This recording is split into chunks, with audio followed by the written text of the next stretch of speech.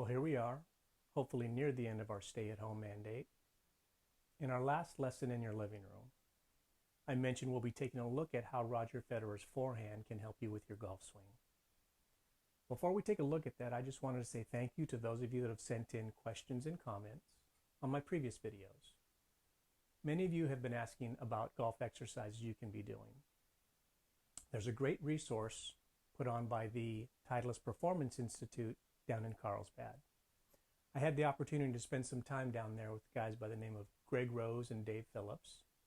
They've put together a wonderful library of golf exercises and golf drills you can be doing both at home and at the golf course.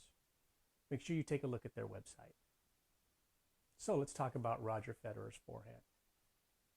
Let's take a look at it in a little bit more detail. Wow, is that pretty? It's a little short on the court, but it takes good skill to get that ball up and down. And look at the racket work of Federer. Straight up and over that ball. The slow motion on the forehand is great, isn't it? Oh my goodness. His forehand is lethal. As his dad, Robbie.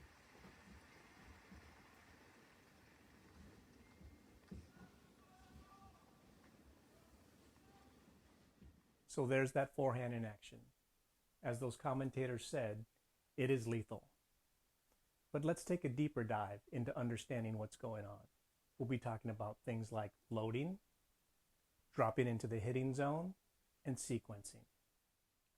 So let's do a deep dive into Roger Federer's forehand. Let's take a look first off when the ball's coming to him, how he turns his shoulders. We'll call this loading. He's loading power. Similar to a golf swing, when we make our backswing, we're loading power into the swing. So that's the first thing, loading.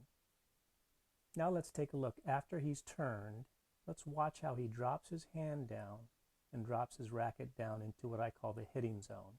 So there's the loading and there's the drop.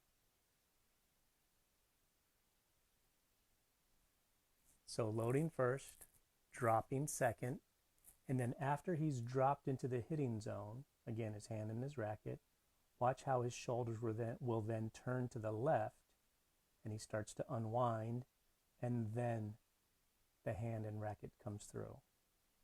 So there's a certain order or a sequence to his unwinding and his forward swing of his forehand. Similar to a golf swing, there's going to be a sequence when we unwind and make our forward swing. So once again, you'll see turning to load, power.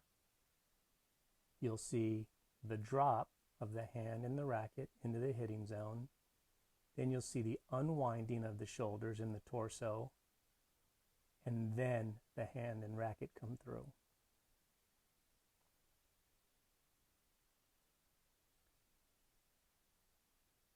Let's talk about how we can apply that to the golf swing.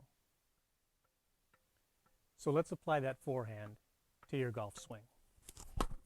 So let's take a look at the 4 elements we identified in Roger Federer's forehand and apply them to the golf swing. First, there was turning to load power into the swing, a nice full shoulder turn. Secondly, there was the drop of the hands and the club into the hitting zone. Third, we begin to unwind. Fourth, we fire the hands through and then on to the finish. So let's take a look at each of those elements in a little bit more detail. So let's talk about the basics of each of those elements, starting with the turn. What I want you to try to be able to do is turn your shoulders 90 degrees. Make sure your hips are turning and not swaying or moving sideways away from the target. So turning 90 degrees. One thing you can do to assist this, if you need to, is you can take your right foot and you can open it up or flare it out just a little bit, as you can see here, rather than having it perpendicular to the direction you're hitting. So I'll just turn that foot out.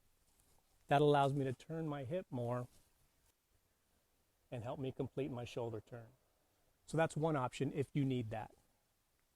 Another option to help you with a full shoulder turn is to allow this right leg, or your trail leg, as a right-handed golfer, it's my right leg, to begin to straighten just a little bit. You'll see it from a side view. rather than keeping it flexed.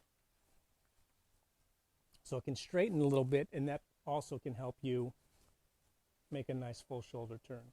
One thing you want to be careful with that straightening of the trail leg is that it doesn't push your upper body towards the target in what we call a reverse tilt. So, first element, 90-degree shoulder turn. So the second element, the drop. We've made our nice turn. Now what we want to do is drop our hands in the club into the hitting zone before we unwind, begin to unwind the torso. One of the biggest mistakes I see for swing path is that for the swing after we've made our turn, people will begin to unwind before the drop. And you can see how my hands are starting to go out. And then I get this over the top move. So we want to get our hands in the club to begin to drop before we unwind. Just that little bit right here makes all the difference in the world. Element number 3, beginning to unwind. We've got our turn. We've got our drop.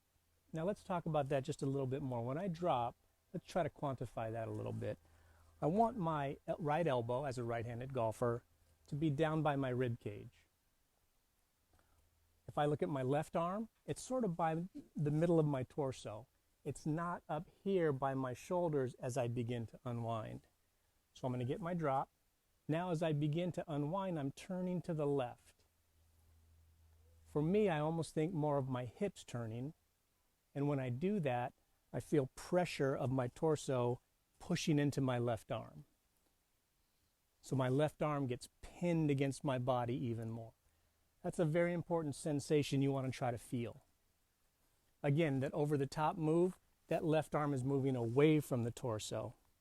When I get my drop and my unwind timed correctly, I feel my left arm getting pinned into my torso, getting ready for me to fire my hands through. Okay, we've sequenced our first 3 moves. Now it's time to fire the hands through and hit the golf ball. So again, turn, drop, begin to unwind, let that pressure build against your left arm as a right-handed golfer, and then fire the hands through. Momentum will bring you to your finish. Here's what it looks like all together.